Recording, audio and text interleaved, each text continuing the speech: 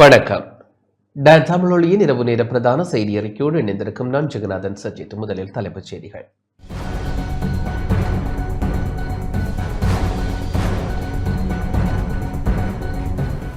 ஜனாதிபதி அனுரகுமார் திசாநாயக்க ஐக்கிய அரபு ராச்சியத்திற்கு விஜயம்.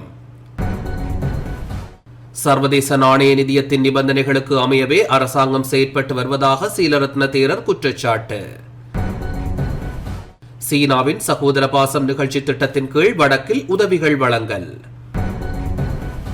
யாழ்ப்பாணம் தையிட்டி விகாரை அகற்றப்பட வேண்டும் என செல்வம் அடைக்கலநாதன் வலியுறுத்தல். தொடர்வது முதன்மை செய்தி. அனுசரணை வழங்குவோர் சில பந்தங்கள் வாழ்நாள் முழுவதற்கும். நிப்பான் சிமெண்ட். ஜனாதிபதி அனுரகுமார திசாநாயக்க ஐக்கிய அரபு ராச்சியத்திற்கு விஜயம் செய்துள்ளார். ஐக்கிய அரபு ராச்சியத்தின் ஜனாதிபதி முகமது பின் சயித் அல் நஹாயனின் அழைப்பை ஏற்று ஜனாதிபதி அனுரகுமார திசாநாயக்க 3 நாள் விஜயம் மேற்கொண்டு இன்று ஐக்கிய அரபு ராச்சியத்திற்கு புறப்பட்டு சென்றுள்ளதாக ஜனாதிபதி ஊடகப் பிரிவு தெரிவித்துள்ளது. இந்த சுற்றுப்பயணத்தில் ஜனாதிபதி அனுரகுமார் திசாநாயக்க துபாயில் நடைபெறும் 2025 உலகத் தலைவர்கள் உச்சி மாநாட்டிலும் உரை நிகழ்த்த உள்ளார். எதிர்கால நோக்கிலான பிரவேசங்கள், தொழில்நுட்ப புத்தாக்கம் உள்ளிட்ட விடயங்கள் குறித்தும் கவனம் செலுத்தும் கருத்தாடலை ஏற்படுத்த உலகத் தலைவர்களை ஒரே மேடையில் அமர்த்துவதே உலகத் தலைவர்கள் மாநாட்டின் முக்கிய நோக்கமாகும். இந்த மாநாட்டில் மனித சமூகம் தற்காலத்தில் எதிர்கொள்ளும் பிரச்சினைகள், எதிர்கால முன்னேற்றங்கள், புதிய வாய்ப்புகள் தொடர்பில் நாடுகளுக்கிடையில் கருத்து பரிமாறிக்கொள்ளப்பட உள்ளது. இதில் 150 நாடுகளை பிரதிநிதித்துவப்படுத்தி 4000க்கும் அதிகமானவர்கள் பங்கேற்க உள்ளனர். உலகத் தலைவர்கள் மாநாட்டில் பங்கேற்க இருக்கும் பல நாட்டு தலைவர்கள் மற்றும் அரசாங்க பிரதிநிதிகளுடன் ஜனாதிபதி அனுரகுமார் திசாநாயக்க இருதரப்பு கலந்துரையாடல்களில் ஈடுபட உள்ளார். ஜனாதிபதி அனுரகுமார் திசாநாயக்க மற்றும் ஐக்கிய அரபு ராச்சியத்தின் ஜனாதிபதி முகமது பின் சயித் அல் நஹியன் ஆகியோருக்கு இடையிலான இருதரப்பு சந்திப்பும் இதன்போது நடைபெற உள்ளது. இதனூடாக இரு நாடுகளுக்கும் இடையில் பல்வேறு துறை சார்ந்த ஒத்துழைப்புகளை பலப்படுத்திக் கொள்ளவும் இலங்கை அரசாங்கம் எதிர்பார்க்கிறது. இந்த 3 நாள் உத்தியோகபூர்வ விஜயத்தின் போது ஜனாதிபதி அனுரகுமார் திசாநாயக்க ஐக்கிய அரபு ராச்சியத்தின் உப ஜனாதிபதி மற்றும் பிரதமர் ஜெய்க் முகமது பின் ரஷீத் அல் மக்னூவையும் சந்திக்க உள்ளார். இலங்கைக்கு முதலீடுகளை ஈர்க்கும் நோக்கில் தகவல் தொழில்நுட்பம், செயற்கை நுண்ணறிவு, வலுசக்தி, சுற்றுலா, நிதி மற்றும் ஊடகத் துறைகளில் முன்னணியில் உள்ள நிறுவனங்களின் நிறைவேற்று அதிகாரிகள் பலருடன் ஜனாதிபதி அனுரகுமார் திசாநாயக்க கலந்துரையாட உள்ளார். வெளிநாட்டு அலுவல்கள், வெளிநாட்டு வேலைவாய்ப்பு மற்றும் சுற்றுலாத்துறை அமைச்சர் விஜித ஹேரத், வலுசக்தி அமைச்சர் குமார ஜெயக்கொடி ஆகியோரும் இவ்விஜயத்தில் இணைந்துள்ளனர்.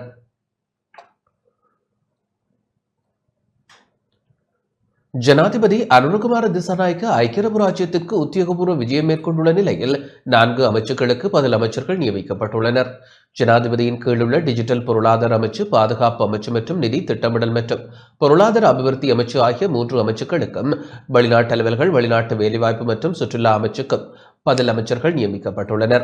டிஜிட்டல் பொருளாதார பிரதியமைச்சர் இரங்க வீரரத்ன டிஜிட்டல் பொருளாதார பதில் அமைச்சராகவும், பாதுகாப்பு பிரதியமைச்சர் அருண ஜெயசேகர பதில் பாதுகாப்பு அமைச்சராகவும், தொழிலமைச்சர் மற்றும் பொருளாதார அபிவிருத்தி பிரதியமைச்சர் அனில் ஜெயந்த பெர்னாண்டோ நிதி திட்டமிடல் மற்றும் பொருளாதார அபிவிருத்தி பதில் அமைச்சராகவும், வெளிநாட்டு அலுவல்கள் மற்றும் வெளிநாட்டு வேலைவாய்ப்பு பிரதியமைச்சர் அருண் ஹேமச்சந்திரா வெளிநாட்டு அலுவல்கள், வெளிநாட்டு வேலைவாய்ப்பு மற்றும் சுற்றுலாத்துறை பதில் அமைச்சராகவும் நியமிக்கப்பட்டுள்ளதாக ஜனாதிபதி ஊடகப் பிரிவு தெரிவித்துள்ளது.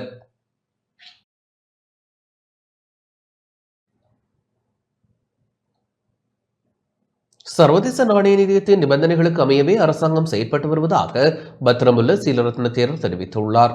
சர்வதேச நாணய நிதியத்தின் நிபந்தனைகளுக்கு அமையவே அரசாங்கம் செயற்பட்டு வருவதாக பத்ரமுல்ல சீலரத்ன தேரர் தெரிவித்துள்ளார். கொழும்பில் இன்று இடம்பெற்ற ஊடகவியலாளர் சந்திப்பின் போதே அவர் இதனை தெரிவித்தார். IMF එක කියන විදිහට වත්මන් රජය වැඩ කටයුතු කරනවා. IMF එක යම් විදිහකට ගෙවන්න ගත්ත හැටි ඇමරිකන් ඩොලර් එක සමහර විට රජයේ නිහතමානී ආර්ථික දැක්මක් ඇති වුණොත් එහෙම ඩොලර් එක බහිනවා. එහෙම නැත්නම් රුපියල් 500ට වඩා එහාට යනවා.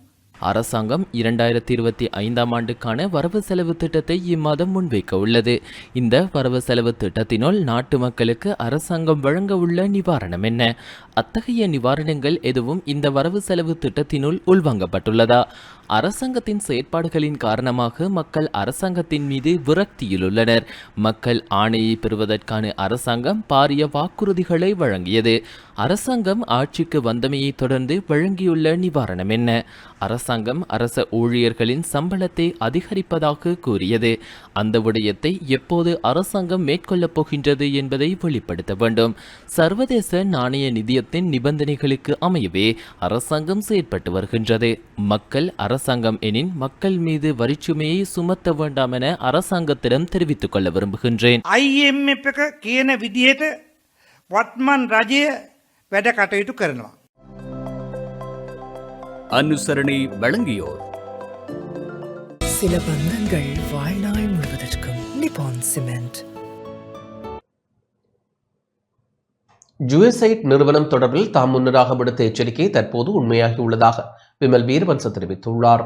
ஜூஎசைட் நிறுவனம் தொடர்பில் தாம் முன்னதாக விடுத்த எச்சரிக்கை தற்போது உண்மையாகியுள்ளதாக தேசிய சுதந்திர முன்னணியின் தலைவர் விமல் வீரவன்ச தெரிவித்துள்ளார். கொழும்பில் இன்று இடம்பெற்ற ஊடகவியலாளர் சந்திப்பின் போதே அவர் இதனை தெரிவித்தார். USAID එකෙන් වියදම් කරලා තියෙනවා ඉලොන් මස්ක් අනාවරණය කරපු ආකාරයට ඩොලර් මිලියන් 7.9ක් ඇමරිකානු ඩොලර්. ඒ කියන්නේ දල වශයෙන් රුපියල් කෝටි 240ක් විතර. මේ දල වශයෙන් රුපියල් කෝටි 240ක් විතර වැය කරලා තියෙන්නේ. USAID என அழைக்கப்படும் சர்வதேச மேம்பாட்டுக்கான அமெரிக்க நிறுவனம் எமது நாட்டின் உள்ளார்ந்த நடவடிக்கைகளில் தலையீடு செய்கின்றது. கடந்த சில வருடங்களுக்கு முன்னராக நாம் கூறிய விடயத்தை அமெரிக்க ஜனாதிபதி டொனால்ட் ட்ரம்ப் மற்றும் எலான் மஸ்க் ஆகியோர் வெளிப்படுத்தியுள்ளனர். இலங்கைக்கு USAID நிறுவனத்தின் ஊடாக 7.9 மில்லியன் அமெரிக்க டாலர் நிதி வழங்கப்பட்டுள்ளதாக எலான் மஸ்க் தெரிவித்துள்ளார். ஆண்கள் மற்றும் பெண்களை விளிக்க பொதுவானதொரு நாமத்தை பயன்படுத்துவதற்கு ஊடகவியலாளர்களுக்கு கற்பிப்பதற்காக இந்த தொகை வழங்கப்பட்டுள்ளது. நாட்டினுள் மாற்று பாலினத்தவர்களை பலப்படுத்தும் வகையிலான நடவடிக்கைகளை எந்த கட்சிகளும் நாட்டினுள் மேற்கொள்ளவில்லை. ரணில் விக்ரமசிங்க தலைமையிலான ஐக்கிய தேசிய கட்சியினரும் கூட இந்த விடயத்தை வெளிப்படையாக மேற்கொள்ளவில்லை. மக்கள் விடுதலை முன்னணியின் இளைஞர் முன்னணி மாத்திரமே இந்த விடயத்தை வெளிப்படையாக மேற்கொண்டுள்ளது. நாம் அறிந்த வகையில் இந்த அரசாங்கத்தில் உள்ளவர்களில் ஒருவரும் கூட USAID நிறுவனத்திடம் பணம் பெறுபவராக உள்ளனர். ලංකාවේ මාධ්‍යවේදීන්ට ස්ත්‍රී පුරුෂ දෙපාර්ශ්වය සඳහා පොදු වචන මාලාවක් උගන්වන්න. ඒ කියන්නේ ඒගොල්ලොන්ට කියනවා නෝනාවරුනි මහත්තුරුනි කියලා සභාව අමතන්න එපා කියලා. சீனாவின் சகோதர பாசம் நிகழ்ச்சி திட்டம் யாழ்ப்பாணத்தில் இடம்பெற்றது. சீனாவின் சகோதர பாசம் நிகழ்ச்சி திட்டத்தின் கீழ் யாழ் மாவட்டத்தில் வெள்ள அனர்த்தத்தினால் பாதிக்கப்பட்ட குடும்பங்களுக்கான நிவாரணப் பொருட்கள் இன்று வழங்கப்பட்டன. இலங்கைக்கான சீன தூதரகத்தின் பிரதிப்பிரதானி ஜூ இயன்வேயினால் உதவி திட்டம் வழங்கி வைக்கப்பட்டது. யாழ் மாவட்ட செயலகத்தின் கேட்போர் கூடத்தில் இன்று இடம்பெற்ற நிகழ்வில் மாவட்ட செயலாளர் பிரதீபன் மற்றும் சீன தூதரகத்தின் உயர் அதிகாரிகள், பிரதேச செயலகர்கள், துறைசார் அதிகாரிகள் என பலர் கலந்து கொண்டனர். இந்நிகழ்வின் போது 1070 குடும்பங்களுக்கு தலா 6490 ரூபாய் பெறுமதியான பொதிகள் வழங்கி வைக்கப்பட்டன. இதேவேளை கிளிநொச்சி மாவட்டத்தில் வெள்ள அனர்த்தம் காரணமாக பாதிக்கப்பட்ட 350 குடும்பங்களுக்கும், வவுனியா மாவட்டத்தில் வெள்ள அனர்த்தம் காரணமாக பாதிக்கப்பட்ட 350 குடும்பங்களுக்கும், முல்லைத்தீவு மாவட்டத்தில் வெள்ள அனர்த்தம் காரணமாக பாதிக்கப்பட்ட 350 குடும்பங்களுக்கும் நேற்றைய தினம் உலருணவுப் பொதிகள் வழங்கி வைக்கப்பட்டமை குறிப்பிடத்தக்கது. சீனாவின் சகோதர பாசம் நிகழ்ச்சி திட்டத்தின் கீழ் மன்னார் மாவட்டத்தில் வெள்ள அனர்த்தத்தால் பாதிக்கப்பட்ட குடும்பங்களுக்கு இன்று நிவாரணப் பொருட்கள் வழங்கி வைக்கப்பட்டன. மன்னார் பிரதேச செயலக பிரிவில் உள்ள துள்ளு குடியிருப்பு, ரோமன் கத்தோலிக்க தமிழ்கலவன் பாடசாலையில், கட்டுக்காரன் குடியிருப்பு மற்றும் துள்ளு குடியிருப்பு பகுதிகளில் வெள்ளத்தால் கடுமையாக பாதிக்கப்பட்ட பின்தங்கிய குடும்பங்களுக்கு உலருணவுப் பொதிகள் வழங்கப்பட்டன. இதன்போது இலங்கைக்கான சீன தூதரகத்தின் பிரதிப்பிரதானி ஜூசியன்வை பொதுமக்களுக்கு நிவாரணப் பொருட்களை வழங்கி வைத்தார். 350 குடும்பங்களுக்கு தலா 6490 ரூபாய் பெறுமதியான பொதிகள் வழங்கி வைக்கப்பட்டன. இந்த நிகழ்வில் மன்னார் மாவட்ட அரசாங்க அதிபர் க கனகேஸ்வரன், மன்னார் பிரதேச செயலாளர் எம் பிரதீப் மற்றும் சீன தூதரகத்தின் உயர் அதிகாரிகள் பங்கேற்றனர்.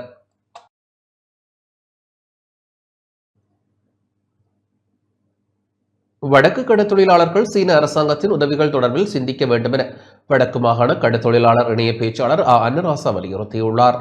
வடக்கு கடற்தொழிலாளர்கள் சீன அரசாங்கத்தின் உதவிகள் தொடர்பில் சிந்திக்க வேண்டும் எனவும், தமிழ் மக்கள் தொடர்பில் கரிசனை கொள்ளாத சீன அரசாங்கம் தற்பொழுது வடக்கு நோக்கி வருவதன் காரணம் என்ன என ஆராய்ந்து பார்க்க வேண்டும் எனவும் வடக்கு மாகாண கடற்தொழிலாளர் இணைய பேச்சாளர் அன்னராசா தெரிவித்துள்ளார். இன்று யாழ்ப்பாணம் கொக்குவிலில் ஊடக சந்திப்பை நடத்திய வேளை இவ்வாறு குறிப்பிட்டார். வடமாகாணத்திலே அல்லது வடமாகாண கடற்தொழிலாளர்களை குறிவைத்து சீன நாட்டின் பிரதி தூதுவர் அவர்கள் வருகை தந்து உணவுப் பொதிகளை வழங்குகின்றார். சீன அரசாங்கத்தின் உதவிகள் தொடர்பாகவும் தமிழ் மக்கள் கவனம் செலுத்த வேண்டும் என்ற கோரிக்கையை நாங்கள் முன்வைக்கின்றோம். 2009 யுத்தம் நிறைவு பெற்றதுக்கு பிற்பாடும் சரி, வடமாகாணத்திலே இந்த மக்களுடைய வாழ்வாதாரத்திலேயோ அல்லது தமிழ் மக்களுடைய உரிமை சார்ந்த பிரச்சினையிலேயோ சீன அரசாங்கம் எத்தகைய நிலைப்பாட்டை வடக்கு தமிழ் மக்கள் மீது கொண்டிருந்தது என்பது கேள்விக்குறியான ஒரு விஷயம். தமிழ் மக்களுடைய நிலையிலே கரிசனை கொள்ளாத சீன அரசாங்கம் இப்பொழுது ஏன் வடக்குக்கு விஜயம் செய்கிறது அல்லது வடக்கு மக்களை ஏன் குறிவைக்கிறது, அதிலும் ஏன் வடக்கு கடற்றொழிலாளர்கள் மீது கரிசனை காட்டுகின்றது? சீன அரசாங்கம் ஒருபோதும் வடக்குக்கு வந்து தமிழர்களுடைய இனப்பிரச்சினையோ உரிமை பிரச்சினை பற்றியோ பேசாத அரசாங்கம் கடந்த 2-3 வருடங்களாக ஏன் வடக்குக்கு வந்து வடக்கு மக்களுக்கு உதவி என்ற போர்வையிலே எங்களோடு உறவு கொண்டாட எத்தனிக்கின்றது? இந்த உறவு எங்களுக்கு நம்பிக்கை இல்லை. எங்களுக்கு அபிவிருத்தி வேணாம், சீனாவிலிருந்து சீனாவினுடைய உதவி வேண்டாம். சீனா வெளிப்படையாக தமிழர்களுடைய பிரச்சினையிலே தீர்வு என்ன என்பதை சீன அரசாங்கமும் சீன தூதுவரும் அல்லது நேற்று வருகை தந்த உதவி தூதுவரும் வெளிப்படுத்த வேண்டும். தமிழர்கள் உதவிக்காக கையேந்தி இருக்கவில்லை சீனாவிடம். நாங்கள் உரிமைதான் எங்களுக்கு வேணும். இந்த கடல் அட்டையை தன்னாட்டு மக்களுக்கு உணவாக மேற்கொள்வதற்கு மறைமுகமாக பினாமி வழியிலே பல முதலீடுகளை வடக்குக்கு கொண்டு வர சீனா எத்தனிக்கின்றது என்பதை வடக்கு கடற்றொழில் சமூகம் கடந்த 3 வருடங்களாக வெளிப்படுத்தி வருகின்றது. வெறுமனவே உரிமையை மறுத்து உங்களுடைய நிவாரணத்துக்கும் உங்களுடைய சலுகைகளுக்கும் அடிபணிவதற்கு தமிழினம் தயாராக இல்லை என்பதை சீன நாட்டுக்கு தெரியப்படுத்துகின்றோம். தமிழ்நாட்டு திராவிட முன்னேற்ற கழகத்தினுடைய பாராளுமன்ற உறுப்பினர்களும் காங்கிரஸ் கட்சியினுடைய பாராளுமன்ற உறுப்பினர்களும் வடக்கு கடற்றொழிலாளர்கள் பிரச்சினையை மனிதாபிமானத்தோடு அணுக வேணும், பார்க்க வேண்டும் என்ற ஒரு கோரிக்கையையும் வடமாகாணத்தில் இந்தியாவோடு தமிழ்நாட்டோடு ஒற்றுமையாக வாழ வேண்டும் என்று இருக்கின்ற அத்தனை தமிழ் மக்கள் சார்பாகவும் அம்மணி கனிமொழி அவர்களுக்கு வடக்கு கடற்றொழில் சமூகம் வேண்டுகோள் விடுக்கின்றது. 40 தொகுதி பாராளுமன்ற உறுப்பினர்களும் இந்த பிரச்சனையோடு வடக்குக்கு நீங்கள் வாருங்கள், எங்களையும் பாருங்கள், எங்களை இருப்பையும் எங்களுடைய கடலிலே வாழ வைப்பதற்கு உங்களுடைய வருகை உந்து சக்தியாக அமையும். இலங்கை இந்திய மீனவருடைய பிரச்சினை சுமூகமாக தீர்வதற்கு வழிவகுக்கும் என்ற எதிர்பார்ப்போடு இந்த கோரிக்கையை முன்வைக்கின்றோம். யாழ்ப்பாணம் தையிட்டி விகாரை அகற்றப்பட வேண்டும் என நாடாளுமன்ற உறுப்பினர் செல்வம் அடைக்கலநாதன் தெரிவித்துள்ளார். யாழ்ப்பாணம் தையிட்டி விகாரை அகற்றப்பட வேண்டும் எனவும் விகாரைக்கு எதிராக மேற்கொள்ளப்படும் ஆர்ப்பாட்டத்திற்கு ஜனநாயக தமிழ் தேசிய கூட்டணி முழுமையான ஆதரவு வழங்கும் எனவும் அந்த கூட்டணியின் முக்கியஸ்தரும் நாடாளுமன்ற உறுப்பினருமான செல்வம் அடைக்கலநாதன் தெரிவித்துள்ளார். வவுனியாவில் ஊடக சந்திப்பில் கருத்து வெளியிடுகையில் இவ்வாறு குறிப்பிட்டார். தையிட்டி விகாரை தொடர்பாக பௌர்ணமி அன்றைக்கு போராட்டம் செய்வதற்கான ஏற்பாடுகள் நடைபெற்றிருக்கிறது. டிடிஎன்ஏ இதிலே முதல் ஆதரவை தெரிவிக்கும். அந்த வகையிலே எங்களுடைய இந்த போராட்டத்திலே நாங்களும் கலந்து கொள்ள இருக்கிறோம் என்பதை குறிப்பிட விரும்புகிறோம். உண்மையிலே அது உடைக்கப்பட வேண்டிய ஒரு விடயம். இன்றைக்கு வடக்கு கிழக்கிலே புத்தபிக்குகள் அல்லது இந்த திணைக்களங்கள் நினைத்ததை செய்கின்ற விடயங்களாகத்தான் இப்பொழுது பல விடயங்கள் நடந்து கொண்டிருக்கிறது. இந்த விகாரை சம்பந்தமாக எங்களுடைய நிலைப்பாடு அது உடைக்கப்பட வேண்டும். எனவே இந்த விகாரை இல்லாமல் செய்யப்பட வேண்டும் என்பதிலே நாங்களும் ஆதரவை தெரிவிக்கின்றவர்களாக இருக்கிறோம். தமிழ் மக்களின் மரங்களை வெல்லுவதாக இருந்தால் போர் நினைவு சின்னங்கள் அகற்றப்பட வேண்டும் என கிளிநொச்சி கரைச்சி பிரதேச சபை முன்னாள் தவிசாளர் அருணாச்சலம் வேளமாலையிடம் தெரிவித்துள்ளார். தமிழ் மக்களின் மரங்களை வெல்லுவதாக இருந்தால் போர் நினைவு சின்னங்கள் அகற்றப்பட வேண்டும் எனவும் கிளிநொச்சியில் டிப்போ சந்தியில் உள்ள இராணுவ போர் நினைவு சின்னத்தை சிறுவர்கள் வழங்குவதற்கான ஏற்பாடுகள் சிறுவர் பூங்கா என்ற பெயரில் மேற்கொள்ளப்பட்டுள்ளதாகவும் கிளிநொச்சி கரைச்சி பிரதேச சபை முன்னாள் தவிசாளர் அருணாச்சலம் வேளமாலையிடம் தெரிவித்துள்ளார். இன்று கிளிநொச்சியில் நடத்திய ஊடக சந்திப்பில் இவ்வாறு குறிப்பிட்டார். கிளிநொச்சி டிப்போ சந்தியில் அருகே இருக்கின்ற இராணுவத்தால் போருக்கு பின்னர் நிர்மாணிக்கப்பட்டிருக்கின்ற இராணுவ வெற்றி சின்னத்தினுடைய அந்த வளாகம் தற்பொழுது சிறுவர் பூங்காவாக அடையாளப்படுத்தப்பட்டு திறந்து வைத்திருக்கின்ற நிகழ்வு கிளிநொச்சியில் நடைபெற்றிருக்கிறது. போருக்கு பின்னர் அது ஒரு யுத்தத்தினுடைய வெற்றியை அடையாளப்படுத்தும் முகமாக இராணுவ மமதையோடு நிர்மாணிக்கப்பட்ட ஒரு வெற்றி சின்னம் அங்கே அமைந்திருக்கிறது. அந்த வெற்றி சின்னத்தை அகற்றுமாறு பல்வேறு தடவைகள் பல்வேறு தரப்பினராலும் கோரிக்கை விடுக்கப்பட்டு வந்திருக்கிறது. ஜெனீவா மனித உரிமைகள் பேரவையிலே போருக்கு பின்னராக எழுப்பப்பட்டிருக்கக்கூடிய நினைவு சின்னங்கள் தமிழ் மக்கள் மத்தியில் இருக்கின்ற காயங்களை இன்னும் அதிகரிக்கும் என்கின்ற காரணத்தினாலே அத்தகைய நினைவு சின்னங்களை அகற்றுவது நல்லிணக்கத்துக்கு உகந்த பொறிமுறை என்று சுட்டிக்காட்டப்பட்டிருக்கிறதற்கு பின்னரும் அத்தகைய நினைவு சின்னம் இந்த மண்ணிலே இருந்து வருகிறது. அண்மையிலே நினைவு சின்ன வளாகத்திலே வைஃபை தொழில்நுட்பத்தை அறிமுகம் செய்து பல்வேறு இளைஞர்கள் யுவதிகளை அந்த வலயத்திற்குள் உள்ளிட்டதனூடாக அங்கிருந்து தமிழ் மக்களின் பண்பாட்டு படுகொலை ஒன்றை ஆரம்பிப்பதற்கு அரச படைகள் திட்டமிட்டு நடவடிக்கைகள் மேற்கொண்டிருக்கின்றது என்பதை நாங்கள் வெளிப்படையாக பார்க்க முடிகிறது. கிளிநொச்சி மாவட்டத்தில் மிகப்பெரிய இளைஞர் யுவதிகளுக்கு இடையிலான பண்பாட்டு சீரழிவுக்கு இராணுவம் கிளிநொச்சி மண்ணிலே துணை புரிந்தது என்பதை நாங்கள் பல்வேறு தடவைகள் கண்டித்திருக்கிறோம். இளைய வயது பிள்ளைகள் தவறான நடத்தைகளில் ஈடுபடுவதற்கான வாய்ப்புகளை அளிக்கின்ற ஒரு சந்தர்ப்பமாக நாங்கள் அந்த வலயத்தை பார்த்து தமிழ் தேசிய இனத்தின் மீது மேற்கொள்ளப்பட்ட போர் வெற்றியை இன்னும் வலுவூட்டுகின்ற வகையிலே எங்களுடைய பிள்ளைகளையே அதற்குள் அழைத்து அந்த நினைவு சின்னத்தை வழிபடவும் கௌரவிப்பதற்கும் ஒரு சந்தர்ப்பத்தை இராணுவம் உருவாக்கி இருக்கின்றது. எங்களுடைய பெற்றோர்கள், எங்களுடைய இளையவர்கள் அந்த வலயத்துக்குள் செல்வதை தவிர்த்துக் கொள்ள வேண்டும். சிவில் நிர்வாகத்தினுடைய பணிகளை இராணுவமயப்படுத்தி தன்னுடைய போர் வெற்றி நினைவு சின்னத்தை எங்களுடைய இளைய சந்ததியிடம் எடுத்து சென்று அந்த போராட்டத்தினுடைய வரலாற்றை நீக்கம் செய்வதற்கு இராணுவ தரப்படுத்தியிருக்கின்ற முயற்சிகள் மிகவும் அசிங்கமானவை, இந்த சமூகம் ஏற்றுக்கொள்ள முடியாதவை. போதைப் பொருட்களையும் வன்முறைகளையும் தங்களுடைய நெஞ்சத்திலே வளர்த்துக் கொள்ளுகின்ற ஒரு இளைய தலைமுறையை உருவாக்குவதற்கு இராணுவம் தன்னுடைய பணிகளை மேற்கொண்டிருக்கிறது.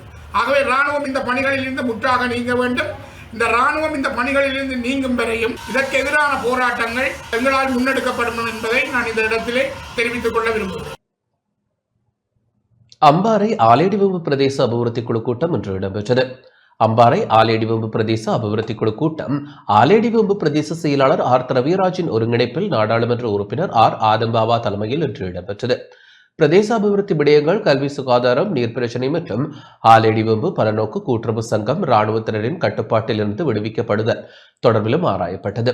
கூட்டத்தில் நாடாளுமன்ற உறுப்பினர்களான க கோடீஸ்வரன் மற்றும் மஞ்சுள ரத்நாயக்க, உதவி பிரதேச செயலாளர் ஆர் சுபாகர், உதவி திட்டமிடல் பணிப்பாளர் ஹுசைன்டீன் உட்பட துறைசார் அதிகாரிகள் கலந்து கொண்டனர். இந்த பிரதேச ஒருங்கிணைப்பு குழு கூட்டங்கள் என்பது எங்களுடைய பிரதேசங்களுடைய திணைக்கள தலைவர்களுடைய பங்குபற்றல் மிக அவசியமாகும். அவர்கள் மக்களுக்காக வேலை செய்யக்கூடிய அல்லது மக்களுடைய கடமைகளையும் பொறுப்புகளையும் செய்யக்கூடியவர்களாக மாற்றி அமைக்கப்பட வேண்டும் என்பதுதான் இந்த நாட்டினுடைய புதிய ஜனாதிபதி அனுரகுமார் திசாநாயக்க அவர்களுடைய எண்ணக்கருவாக இருந்து கொண்டிருக்கிறது. அந்த அடிப்படையிலே எங்களுடைய மக்களுடைய வாழ்வாதாரம், மக்களுடைய தேவைகள் நிறைவேற்றப்பட வேண்டும். மட்டக்களப்பு காத்தான்குடி பிரதேச அபிவிருத்தி குழு கூட்டம் தேசிய மக்கள் சக்தியின் மட்டக்களப்பு மாவட்ட நாடாளுமன்ற உறுப்பினர் கந்தசாமி பிரபு தலைமையில் இடம்பெற்றது. 2024 ஆண்டில் காத்தான்குடி பிரதேச செயலாளர் பிரிவில் பல்வேறு அபிவிருத்தி திட்டங்களுக்காக ஒதுக்கீடு செய்யப்பட்ட நிதி மற்றும் நிறைவேற்றப்பட்ட திட்டங்கள், நிறைவேற்றப்படாத திட்டங்கள் தொடர்பாகவும் ஆராயப்பட்டது. கல்வி, சுகாதாரம், காணி, வீதி அபிவிருத்தி போன்ற திட்டங்கள் தொடர்பாக கலந்துரையாடப்பட்டதுடன் மீனவர்களின் மீன்கள் கடலில் வைத்து கொள்ளையிடப்படுவது தொடர்பாகவும் ஆராயப்பட்டது. காத்தான்குடி மற்றும் பூநொச்சிமுனை மீனவர்களின் மீன்கள் திருடப்படுவது தொடர்பாக கிளிநொச்சி மாகாண சிரேஷ்ட போலீஸ் மா அதிபருக்கு எழுத்து மூலம் அறிவிக்கப்பட்டது. அபிவிருத்திக்காக வரும் எந்த ஒரு நிதியையும் திருப்பி அனுப்பாத வண்ணம் பார்த்துக் கொள்ள வேண்டும் எனவும் அரசாங்க உத்தியோகத்தர்கள் மக்களின் நிலை அறிந்து செயற்பட வேண்டும் எனவும் காத்தான்குடி பிரதேச அபிவிருத்தி குழுவின் தலைவர் வலியுறுத்தினார். கூட்டத்தில் மட்டக்களப்பு மாவட்ட நாடாளுமன்ற உறுப்பினர்களான எம்எல்ஏ எம் ஹிஸ்புல்லா, காத்தான்குடி உதவி பிரதேச செயலாளர் திருமதி செல்மியா, நகரசபை செயலாளர் ரிப்கா ஜபீர் உட்பட பலர் கலந்து கொண்டனர்.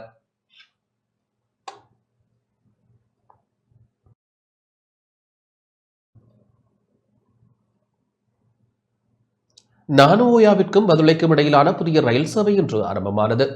நானுஓயா தொடருந்து மற்றும் பதுளை நிலையங்களுக்கு இடையிலான ஓடிசி நானுஓயா என்ற புதிய தொடருந்து சேவை இன்று முதல் உத்தியோகபூர்வமாக ஆரம்பித்து வைக்கப்பட்டது. நானுஓயா புகையிரத நிலைய வளாகத்தில் இடம்பெற்ற விசேட சமய வழிபாட்டு நிகழ்வின் பின்னர் தம்மிக ஜெயசுந்தர தலைமையில் ஆரம்பித்து வைக்கப்பட்டது. தற்போதுள்ள பயணிகளின் சுற்றுலா தேவையின் அடிப்படையில் இந்த ரயில் சேவையை முன்னெடுப்பதற்கு தீர்மானிக்கப்பட்டதாக ரயில் பொது முகாமையாளர் தம்மிக ஜெயசுந்தர தெரிவித்தார். இந்த ரயில் செவ்வாய்க்கிழமை தவிர வாரத்தின் ஒவ்வொரு வார நாட்களிலும் காலை 8:10க்கு நானுஓயாவிலிருந்து பதுளைக்கும், பிற்பகல் 1 மணிக்கு பதுளையிலிருந்து கண்டிக்கும் இயக்கப்படும் என அவர் குறிப்பிட்டார். முதல் வகுப்பில் முன்பதிவு செய்யப்பட்ட இருக்கைகளுக்கு 7,000 ரூபாவும் 2ஆம் வகுப்பில் முன்பதிவு செய்யப்பட்ட இருக்கைகளுக்கு 6,000 ரூபாவும் 3ஆம் வகுப்பில் முன்பதிவு செய்யப்பட்ட இருக்கைகளுக்கு 5,000 ரூபாவும் பெற்றுக் கொள்ளப்படும் என தெரிவிக்கப்படுகின்றது.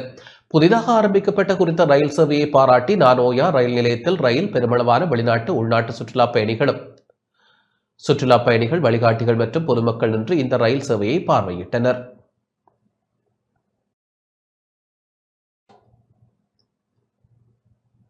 திருகோணமலை நகரசபை மண்டபத்தில் நில மீட்புக்கான வலையமைப்பின் கலந்துரையாடல் இடம்பெற்றது.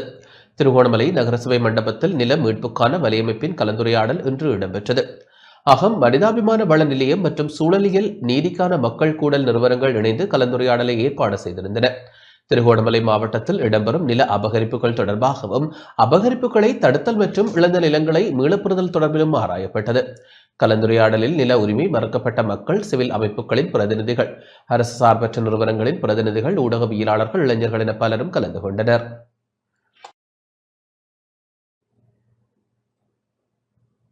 முல்லைத்தீவு கூழாமுறிப்பு காட்டுப்பகுதியில் கடத்துவதற்கு தயாராக இருந்த தேக்குமர குற்றிகள் கைப்பற்றப்பட்டுள்ளன. முல்லைத்தீவு கூழாமுறிப்பு காட்டுப்பகுதியில் சட்டவிரோதமாக வெட்டப்பட்டு கடத்துவதற்கு தயாராக இருந்த தேக்குமர குற்றிகளை கைப்பற்றியதோடு வாகன சாரதி ஒருவரையும் ஒட்டுசுட்டான் போலீசார் கைது செய்துள்ளனர். முல்லைத்தீவு ஒட்டுசுட்டான் கூழாமுறிப்பு காட்டுப்பகுதியில் மரக்கடத்தல் இடம்பெற உள்ளதாக ஒட்டுசுட்டான் போலீஸ் நிலைய பெரும் குற்றத்தடுப்பு பிரிவு பொறுப்பதிகாரிக்கு தகவல் கிடைத்தது. இதனையடுத்து இன்று அதிகாலை புதுக்குடியிருப்பு நோக்கி கொண்டு செல்ல தயாராக இருந்த நிலையில் மரக்கடத்தல் சம்பவம் போலீசாரால் முறியடிக்கப்பட்டது. குறித்த சம்பவத்துடன் தொடர்புடைய 29 வயதுடைய வசந்தபுரம் மன்னாகண்டலை சேர்ந்த சாரதி ஒருவர் கெப்ரக வாகனத்துடன் கைது செய்யப்பட்டார். கைது செய்யப்பட்ட சந்தேக நபர் ஒட்டுசுட்டான் போலீஸ் நிலையத்தில் தடுத்து வைக்கப்பட்டு விசாரணைகள் இடம்பெற்று வருவதாகவும் மேலதிக விசாரணைகளின் பின்னர் முல்லைத்தீவு நீதிமன்றில் முற்படுத்தப்பட உள்ளதாகவும் ஒட்டுசுட்டான் போலீசார் தெரிவித்தனர்.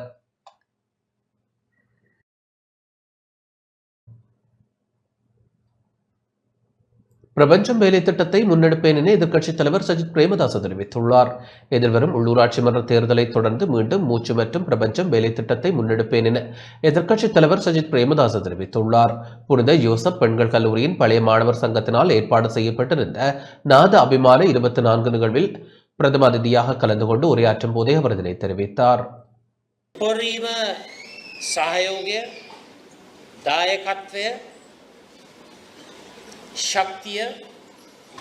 அமெரிக்காவிற்கு சொந்தமில்லாத நிறுவனங்களை மையமாக கொண்ட புதிய AI அறிமுகப்படுத்தப்பட்டுள்ளது. டீப்சீக் என அழைக்கப்படும் இது ChatGPT-யை முறியடித்துள்ளது. சிலிகான் வேலி போன்ற மென்பொருள் பொறியியலாளர்களின் சொர்க்க பூமியாக எமது நாட்டை உருவாக்க வேண்டும். புதிய உலகிற்கு ஏற்றால் போல் புதிய கணினி மற்றும் தகவல் தொழில்நுட்ப திறன்களை கொண்ட தேசமாக எமது தேசத்தையும் மாற்ற வேண்டும். நான் இதற்கு முன்னர் பாடசாலைகளுக்கு திறன் வகுப்பறை தொகுதிகளை அன்பளிப்பு செய்தேன். மூச்சு மற்றும் பிரபஞ்சம் வேலை திட்டங்கள் கைவிடப்படவில்லை. எதிர்வரும் உள்ளூராட்சி மன்ற தேர்தலுக்கு பிறகு அதனை மீண்டும் ஆரம்பிப்பேன். கட்சி பேதமின்றி ஆளுந்தரப்பையும் எதிர்த்தரப்பையும் ஒன்றிணைத்துக் கொண்டு இதனை முன்னெடுப்பேன் என எதிர்க்கட்சித் தலைவர் தெரிவித்தார். தகவல் தொழில்நுட்பத் துறையிலும் இந்த கல்லூரியை முன்மாதிரி கல்லூரியாக மாற்றியமைக்க முடியும். உலகை வெல்லும் புதிய தொழில்நுட்பமான தகவல் தொழில்நுட்பம் சகல பாடசாலைகளிலும் அமைந்து காணப்பட வேண்டும். இதை அரசாங்கத்தால் மாத்திரம் செய்து முடிக்க முடியாது. அரசு சார்பற்ற மற்றும் சிவில் அமைப்புகள் அனைத்தையும் ஒன்றிணைத்து அதிநவீன உபகரணங்களை பாடசாலை கட்டமைப்பிற்கு வழங்க வேண்டும். புதிய தொழில்நுட்ப முறைமைகளை பாடசாலை கட்டமைப்பிற்குள் அறிமுகப்படுத்த வேண்டும்.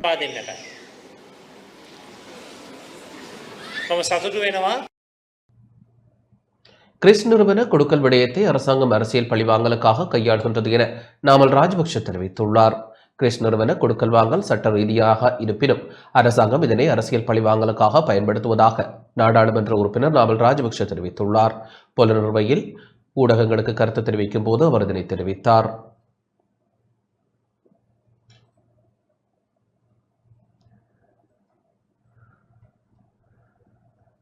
මට ඒ සම්බන්ධයෙන් චෝදනාවක් තියෙනවා රගවලට සල්ලි ගත්තා කියලා. රග්බි ක්‍රීඩාව සඳහා ක්‍රිස් ආයතනය විසින් යම් අනුග්‍රහයක් දැක්වුවා කියලා.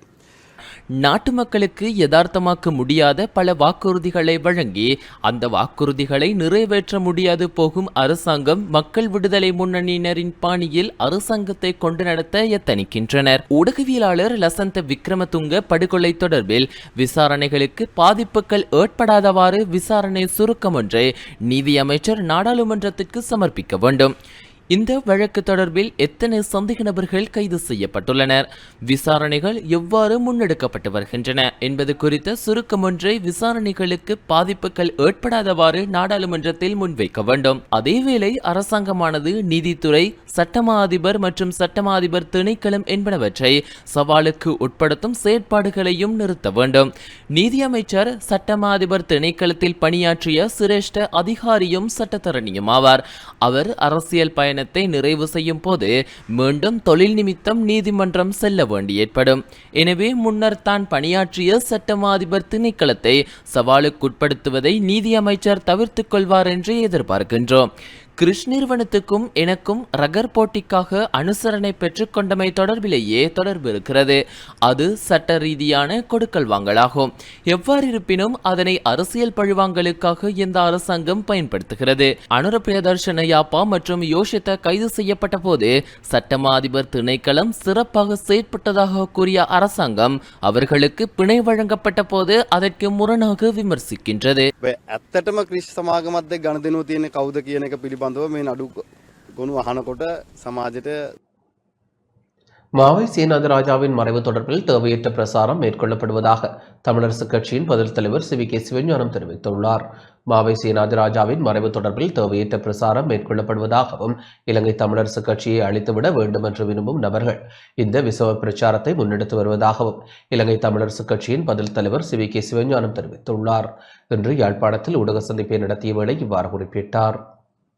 டாக்டர் சோமோகன் அவர்கள் எங்கள் உறுப்பினர் 2ஆம் தேதி வெளிவந்த ஒரு பேட்டியில் சொல்லியிருக்கிறார், நாங்கள் மாவை சேனாதிராஜா அவர்களை 28ஆம் தேதி அதிகாலை வைத்தியசாலையில் அனுமதிக்கப்பட முன்பு நானும் பொதுச் செயலாளர் சத்தியலிங்கம் அவர்களும் சந்தித்ததாகவும் அதனுடைய தாக்கம் அவர்களை பாதித்ததாகவும் சொல்லியிருக்கிறார். நானும் சத்தியலிங்கம் அவர்களும் மாவை சேனாதிராஜா அவர்களை அவர்களுடைய சுகீனம் காரணமாக பார்ப்பதற்கு 26ஆம் தேதி நாங்கள் அவருடைய வீட்டுக்கு போயிருந்தோம். சுகீனம் தொடர்பாக அதில் நாங்கள் அரசியல் விடயம் எதுவுமே பேசலை. அவருடைய சுகீனம் சம்பந்தமாக சுமூகமாக பேசி 35-40 நிமிஷம் நாங்கள் இருந்திருப்போம். இப்போ அவரோடு நாங்கள் எந்த வாதிட்டு இருப்போம் என்று சொல்லி அபத்தமானது. அது மட்டுமல்ல, அங்கே இவர் எழுதுகிறார் அது ஒரு தரம் இல்லையல்ல, ஆனால் உண்மையிலே திருமதி சேனாதிராஜா அவர்கள் அங்கே கூடவே இருந்தார்கள். ஒரு குறிப்பிட்ட ஊடகம் மாவியை தள்ளிவிட்டது சிவஞானமா சத்தியலிங்கமா என்று கேட்கிற பொழுது ஏதோ நாங்கள் போய் தள்ளி விழுத்தித்தான் அவருக்கு வருத்தம் வந்த காயம் வந்த என்ற மாதிரியான ஒரு விஷம பிரச்சாரம் திட்டமிட்டு பரப்பப்பட்டிருக்கிறது. அதில் அவர் மரணமடைந்த பொழுது திரு ஸ்ரீதரன் அவர்களோட தொடர்பு கொண்டு பூதவுடலை கட்சி தலைமையகத்துக்கு ஒரு முறை கொண்டு வந்து கௌரவிக்க வேண்டிய தேவை பொறுப்பு இருக்கிறது. அதுபடியே அந்த விடயத்தை நீங்கள் பொறுப்படுத்தி அவர்களோடு பேசி ஒழுங்கு தரப்பில் நான் கேட்டிருந்தேன், இரவோ கேட்டிருந்தேன். அடுத்த நாள் காலையில் ஸ்ரீதரனோட தொலைபேசியில் தொடர்பு கொண்டு நான் கதைத்திருக்கிறேன், ஆனால் முன்னேற்றம் இருக்கிறது, நீங்கள் வந்தால் பேசலாம் என்று கூட்டத்தின் மூலம் நான் தனியாகவே போயிருந்தேன். அமுதனுடைய அறிமுகம் செய்து பொழுது நான் அவருக்கு நேரையாக சொன்னேன், கட்சி தலைமை அது கொண்டு வரதான் அதுக்காகத்தான் வந்தேன், நான் செய்கிறதா நல்லன்னு சொல்லிடலாம். அவரிடம் பதில் சொல்லலை. அந்த விடயத்தில் ஸ்ரீதரன் என்னோட ஒத்துழைக்கிற ஒரு நிலைப்பாட்டில் தான் இருந்தேன். மரண சடங்கு முதல் மாலையிலே எனக்கு ஃபோன் பண்ணி சொன்னார், அவர்கள் மாட்டின் ரோடு கொண்டு வரதை விரும்பவில்லை, ஏனென்றால் நேரடியாக எஞ்ச போனால் இல்லாவிட்டால் மக்கள் குறைவாக இருக்கும்னு சொல்கிறேன். எனக்கு அதையும் தெரியப்படுத்திட்டார். அப்போ அந்த விடயத்தில் நான் என்ன சொல்கிறேன் என்றால், ஒரு விஷம பிரச்சாரம் இங்கே நடந்திருக்கிறது. மரண சடங்கு நடந்த இடத்துல முதலாளே 18 பேருடைய படங்களை போட்டு இவர்கள் தமிழரசு கட்சி மரணத்துக்கு காரணமான தமிழரசு கட்சி துரோகிகள் என்று எழுதி பேனர்கள் 7-8 இடத்துல இந்த பேனர்கள் கட்டப்பட்டு இருந்தது.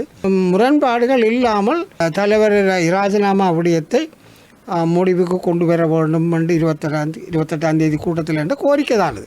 ஆனால் அந்த கையெழுத்து வச்ச ஆக்கள் அத்தனை பேரையும் குறி வச்சு துரோகி பட்டம் கட்டி பேனர்களை போட்டு மத்திய செயற்குழுவை போலித்தனமானது என்று சொல்லி ஒரு துரோகிகள் பட்டம் கட்ட அது வந்திருக்கு. ஒரு வாதத்துக்கு முன்னே கையெழுத்து வச்சு சமர்ப்பித்த ஒரு ஆவணத்தை வச்சு நாங்கள்லாம் அவருடைய மரணத்துக்கு காரணம் என்று சொல்லி அதுவும் ஒரு மிகப்பெரிய விஷம பிரச்சாரமாக நடைபெற்றிருக்கு. இந்த விடயங்களிலே இந்த தமிழரசு கட்சி ஏற்கனவே ஓரங்கட்ட வேணும் அல்லது ஒழித்து கட்ட வேணும் என்று நினைக்கிற அரூபகரங்கள் இதில் சம்பந்தப்பட்டிருக்கலாம் என்றது ஒரு சந்தேகம் எங்களுக்கு இருக்கத்தான் செய்கிறது. தனியாக தமிழரசு கட்சி சார்ந்தவர்களாக இருக்க முடியாது, இருக்கலாம், அவர்களும் இருக்கலாம். ஆனால் வேறு ஆக்களும் இதில் பங்கு பெற்று இந்த சந்தர்ப்பத்தை பிரயோகித்து தமிழரசு கட்சியை உடைத்து விடலாம் என்ற நோக்கத்தில் செயல்பட்டதாகவும் நான் கருதுகிறேன். அந்த விடயம் தொடர்பாக நாங்கள் காங்கேசந்துறை போலீஸிலே நாங்கள் ஒரு முறைப்பாடு பதிவு செய்திருக்கிறேன். துரோகத்தினுடைய வெளிப்பாடு கட்டாயம் வெளிப்படும். எதிர்வரும் 16ஆம் தேதி எங்களுடைய மத்திய செயற்குழு மட்டக்களப்பு களுவாஞ்சி குடியிலே கூட இருக்கிறது. அநேகமாக இந்த விடயம் கூட்டத்திலே நிச்சயமாக பிரஸ்தாபிக்கப்படும். செய்திகள் தொடர்கின்றன. ஜனநாயக தமிழ் தேசிய கூட்டணியின் பங்காளி கட்சிகளுக்கு இடையிலான கலந்துரையாடல் இன்று வவுனியாவில் இடம்பெற்றது. எதிர்வரும் உள்ளூராட்சி மன்ற தேர்தலில் வவுனியா வடக்கு பிரதேச சபையில் தமிழ் கட்சிகள் இணைந்து போட்டியிடுவது தொடர்பில் ஆராயப்பட உள்ளதாக ஜனநாயக தமிழ் தேசிய கூட்டணி தெரிவித்துள்ளது. ஜனநாயக தமிழ் தேசிய கூட்டணியின் பங்காளி கட்சிகளுக்கு இடையிலான கலந்துரையாடல் இன்று வவுனியாவில் இடம்பெற்றது. இந்த கலந்துரையாடலில் பின்னர் முன்னாள் நாடாளுமன்ற உறுப்பினர் சிவசக்தி ஆனந்தன் ஊடகங்களுக்கு கருத்து வெளியிட்டார்.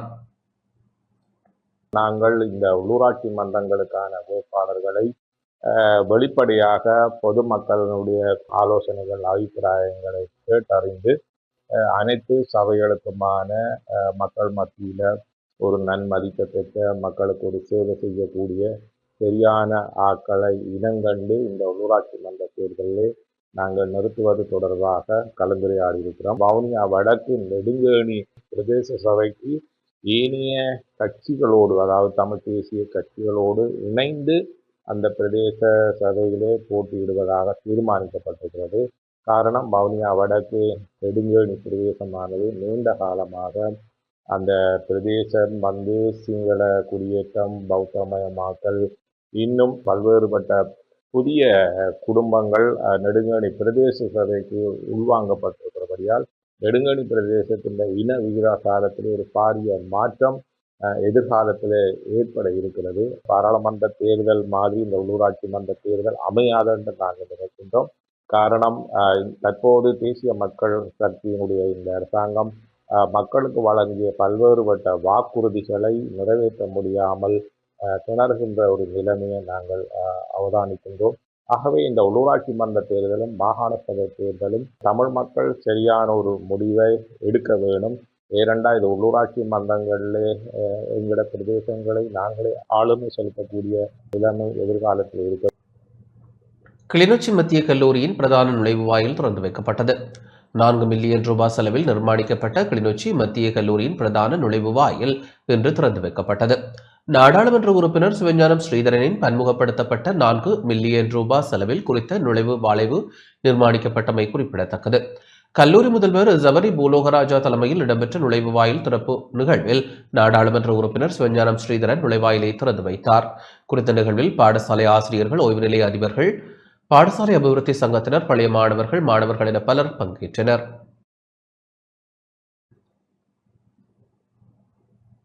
மன்னார் நீதிமன்ற துப்பாக்கி பிரயோகத்துடன் தொடர்புடைய சந்தேக நபர்கள் மீண்டும் விளக்கமறியலில் வைக்கப்பட்டுள்ளனர். மன்னார் நீதிமன்றத்திற்கு முன்பாக கடந்த ஜனவரி மாதம் 16ஆம் தேதி இடம்பெற்ற துப்பாக்கி பிரயோகத்துடன் தொடர்புடைய சந்தேக நபர்களை எதிர்வரும் 24ஆம் தேதி வரை மீண்டும் விளக்கமறியலில் வைக்குமாறு மன்னார் நீதவான் இன்று உத்தரவிட்டார்.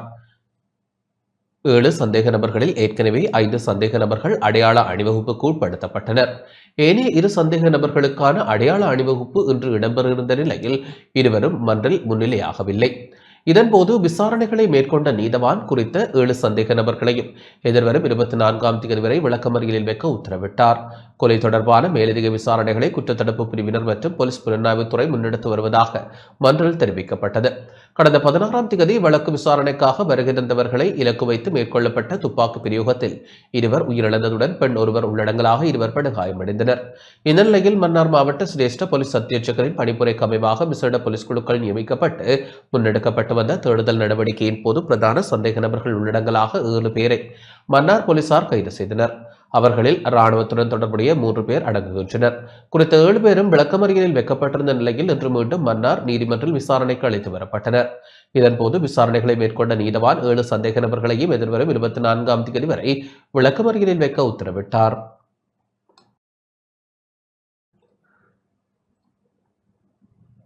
நல்லூர் கந்தசுவாமி ஆலயத்தில் நெற்புதிர் அறுவடை நிகழ்வு இன்று இடம்பெற்றது. தைப்பூச தினத்திற்கு முதல் நாள் கொண்டாடப்படும் புதிர் தினம் நல்லூர் கந்தசுவாமி ஆலயத்தில் இன்று இடம்பெற்றது. இந்த பாரம்பரிய நிகழ்வில் கோவில் அறங்காவலரும் சிவச்சாரியாரும் முதலாவது புதிரை அறுவடை செய்வதற்காக ஆலயத்திற்கு சொந்தமான மரவன்புலவில் உள்ள வயலுக்கு செல்வார்கள். அந்த வயலில் பூஜை வழிபாட்டுடன் அறுவடை செய்யும் நெல்லில் இருந்து அமுது தயாரித்து நல்லூர் கந்தசுவாமிக்கு படையல் வைத்து பூஜைகள் செய்வது வழமை. அவ்வாறே இம்முறையும் இடம்பெற்ற படையல் பூஜைகளை தொடர்ந்து பக்தர்களுக்கு அமுது வழங்கப்பட்டது. இவ்வழிபாட்டு முறை நல்லூர் கந்தசுவாமி கோவிலின் மரபாக பண்பாட்டு விழாவாக பேணப்பட்டு வருகிறது. இப்புதிர் விழா 291வது ஆண்டாக இவரிடம் கொண்டாடப்படுகின்றமை குறிப்பிடத்தக்கது.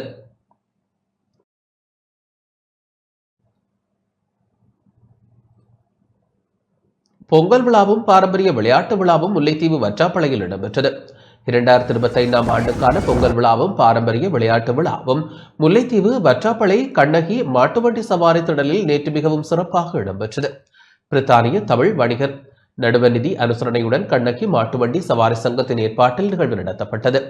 கொடியேற்றத்தை தொடர்ந்து மங்கள விளக்கேற்றலுடன் ஆரம்பமான நிகழ்வில் பாரம்பரிய இசையான பறை தப்பாட்ட குழுவினர் வரவேற்பு நிகழ்வுடன் பொங்கல் விழா ஆரம்பமானது. தொடர்ந்து பாரம்பரிய விளையாட்டுகளான கிளித்தட்டு, தலையடை சண்டை, கிறிஸ்மரம் ஏறுதல், படி சாப்பிடுதல், பலூன் ஊசி உடைத்தல், படகோட்ட போட்டி, முட்டி உடைத்தல், சாக்கோட்டம், கயிறு இழுத்தல் போன்றன இடம்பெற்று பரிசல்கள் வழங்கப்பட்டன. இதில் இலங்கை தமிழரசுக் கட்சியின் முன்னாள் நாடாளுமன்ற உறுப்பினர் சி சிவமோகன் மற்றும் புலம்பெயர் உறவுகள், கண்ணகி மாட்டுவண்டி சவாரி சங்க பிரதிநிதிகள், விவசாயிகள், சிறுவர்கள், இளைஞர்கள், மக்கள் பங்கேற்றனர்.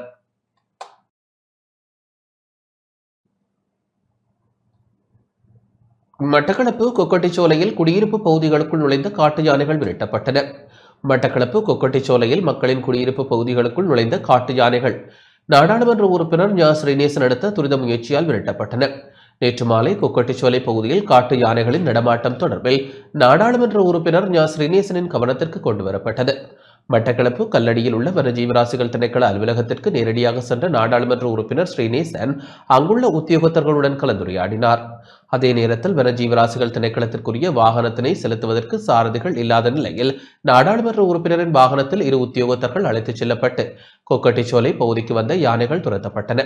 வனஜீவராசிகள் திணைக்களத்தின் பணிப்பாளர் நாயகம் சூரிய பண்டாரவினை தொலைபேசியில் தொடர்பு கொண்ட நாடாளுமன்ற உறுப்பினர் ஸ்ரீநேசன் அலுவலர்களின் தேவை, ஆளணி தேவை, வாகன தேவை, சாரதிகளின் தேவை தொடர்பிலும் தெரியப்படுத்தினார்.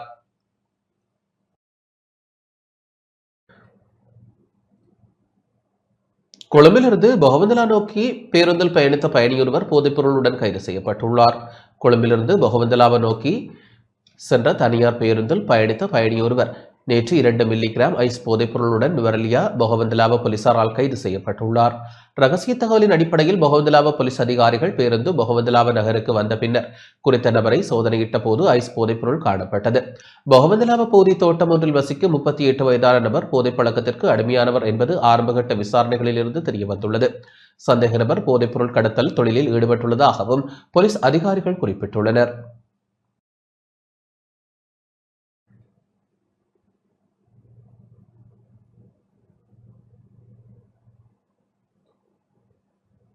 விசேட நாடாளுமன்ற அமர்வு 14ஆம் தேதி இடம்பெற உள்ளது. விசேட நாடாளுமன்ற அமர்வை 14ஆம் தேதி வெள்ளிக்கிழமை நடத்துவதற்கு நாடாளுமன்ற அலுவல்கள் பற்றிய குழுவில் தீர்மானிக்கப்பட்டுள்ளது.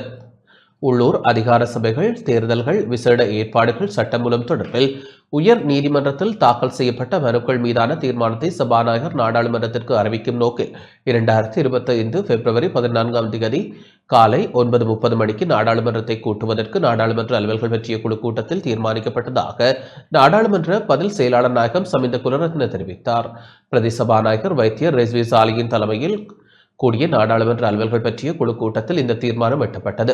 இதற்கமைய நாடாளுமன்றத்தின் நிலையீர் கட்டளை 16 ஏற்பாடுகளுக்கு அமைய பிரதமரால் சபாநாயகரின் கோரிக்கை விடப்படும் பட்சத்தில் நாடாளுமன்றத்தை கூட்டுவதற்கான அழைப்பு விடுக்கப்பட்டுள்ளது.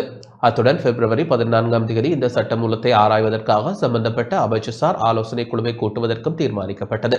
உள்ளூர் அதிகார சபைகளுக்கான தேர்தல்களை விரைவில் நடத்துமாறு உயர் நீதிமன்றத்தினால் தீர்ப்பு வழங்கப்பட்டிருக்கும் பின்னணியில் இதற்கு மதிப்பளிக்கும் வகையில் தேர்தலை மேலும் கால தாமதப்படுத்தாது நடத்துவதன் அவசியத்தை சபை முதல்வர் அமைச்சர் பிமல் ரத்நாயக்க இங்கு சுட்டிக்காட்டினார். இதன்படி உள்ளூர் அதிகார சபைகளுக்கான தேர்தல்கள் விசேட ஏற்பாடுகள் சட்டமூலம் தொடர்பான 2வது மதிப்பீட்டு விவாதத்தை எதிர்வரும் 17ஆம் தேதி பிற்பகல் 2 மணி முதல் பிற்பகல் 7 மணி வரை நடத்துவதற்கும் இங்கு தீர்மானிக்கப்பட்டதாக நாடாளுமன்ற பதில் செயலாளர் நாயகம் தெரிவித்தார். குறித்த சட்டம் மூலம் தொடர்பில் எதிர்க்கட்சிகள் திருத்தங்களை முன்வைப்பதாயின் அவற்றை பிப்ரவரி 17ஆம் தேதி முற்பகல் 10 மணிக்கு முன்னர் வழங்குவதற்கும் இணங்கப்பட்டது. அதே நேரம் நிதியமைச்சர் என்ற ரீதியில் ஜனாதிபதியினால் 2025ஆம் ஆண்டுக்கான நிதி ஒதுக்கீட்டு சட்டம் மூலத்தின் 2வது மதிப்பீட்டு வரவு செலவு திட்ட உரை முன்னர் தீர்மானிக்கப்பட்டதற்கு அமைய பிப்ரவரி 17ஆம் தேதி காலை 10:30 மணிக்கு முன்வைக்கப்படும் எனவும் பதில் செயலாளர் நாயகம் மேலும் தெரிவித்தார்.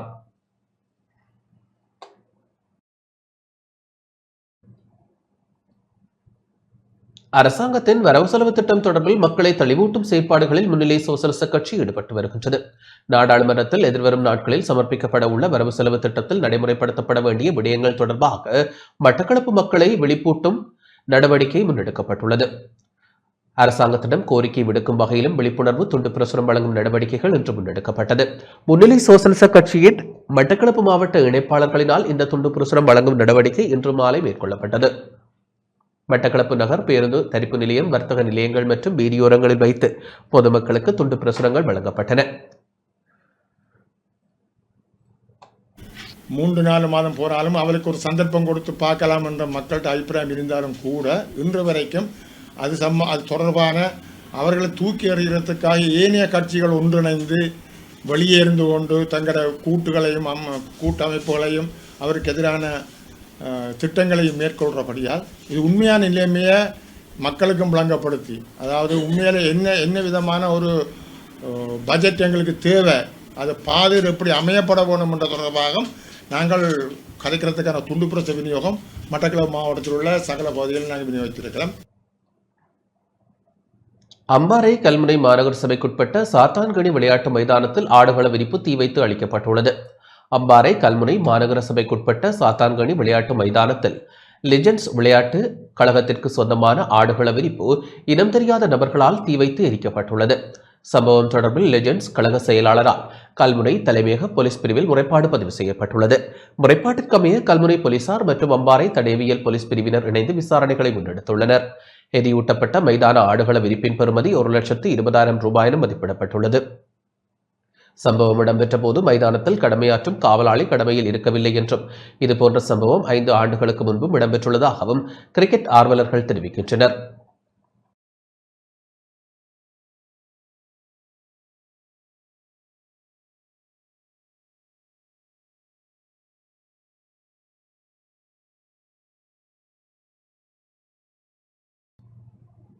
தொடர்வது வர்த்தக வாணிப செய்திகள்.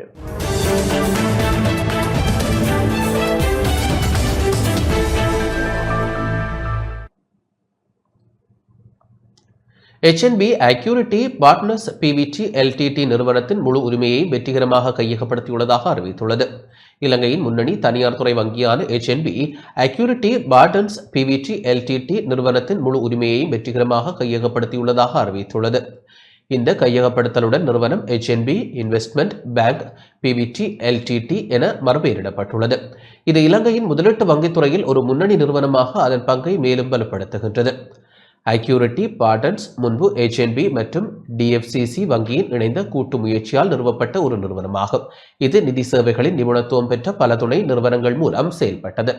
இந்த நிறுவனங்கள் பல்வேறு துறைகளில் நிபுணத்துவத்தை வழங்குவதன் மூலமும் மதிப்பை உருவாக்குவதன் மூலமும் இலங்கையின் நிதி சேவை துறையை வலுப்படுத்துவதில் முக்கிய பங்கு வகிக்கின்றன.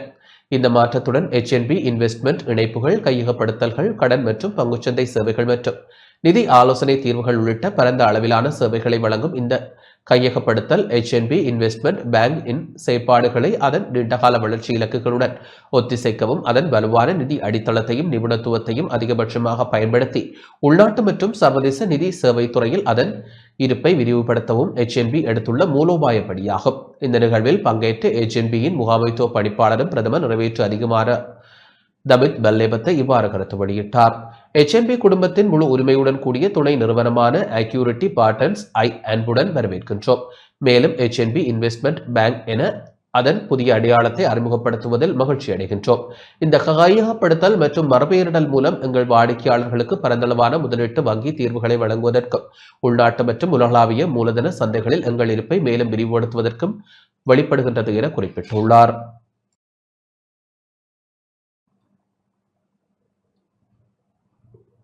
இத்துடன் இந்த செய்தி அறிக்கை நிறைவடைகின்றது. வணக்கம்.